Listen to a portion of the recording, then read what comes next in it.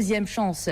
Le souverain a ainsi procédé à l'inauguration d'un centre de formation professionnelle au sein de la prison civile de la ville et à la pose de la première pierre pour la construction d'un centre d'accompagnement post-carcéral. Des projets réalisés par la Fondation Mohamed VI pour la réinsertion des détenus avec un investissement global de 9,5 millions de dirhams. Soad Anachet. C'est le 51e du genre au niveau du royaume. Le nouveau centre de formation professionnelle relevant de la prison civile de Beni Mellal fait partie d'un programme intégré mis en œuvre par la Fondation Mohamed VI pour la réinsertion des détenus. La réalisation de ce centre de formation procède du choix opéré par la Fondation Mohamed VI pour la réinsertion des détenus privilégiant la formation, l'enseignement en tant qu'outil de réintégration sociale et professionnelle et de lutte contre la récidive et la précarité sociale. Le nouveau centre bénéficiera à plus de 260 détenus. Ils pourront bénéficier de formations dans les métiers du bâtiment, de la coiffure, de l'informatique et de la bureautique.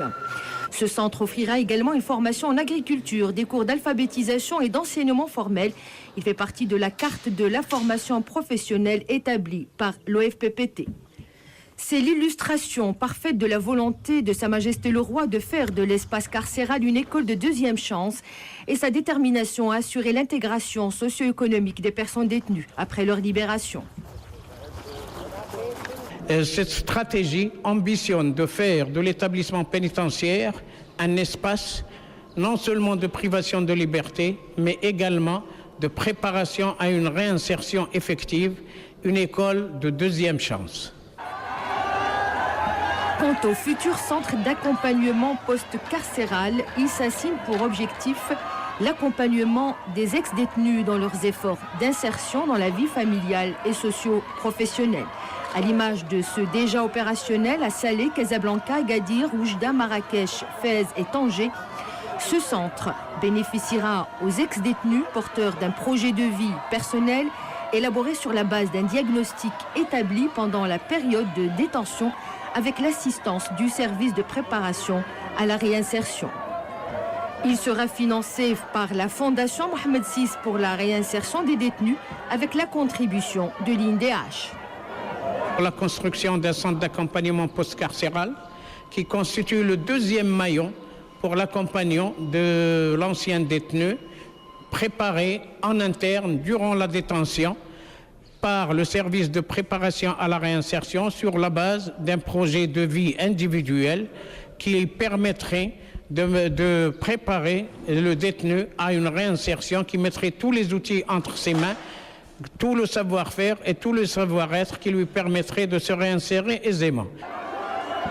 Autant de projets à forte charge sociale susceptibles de favoriser les conditions d'une vie digne aux personnes incarcérées et forger des citoyens en mesure de participer activement à la dynamique de développement que connaît le royaume.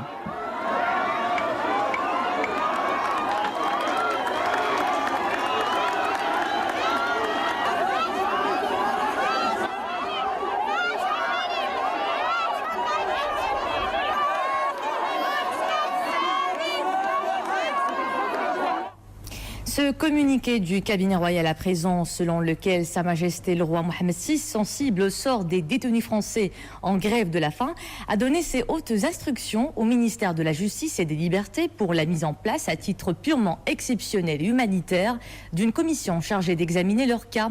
Selon le communiqué, la convention d'entraide judiciaire entre le Maroc et la France a été suspendue au mois de février dernier à l'initiative du gouvernement marocain. Cette décision est motivée par la nécessité de revoir le contenu de cette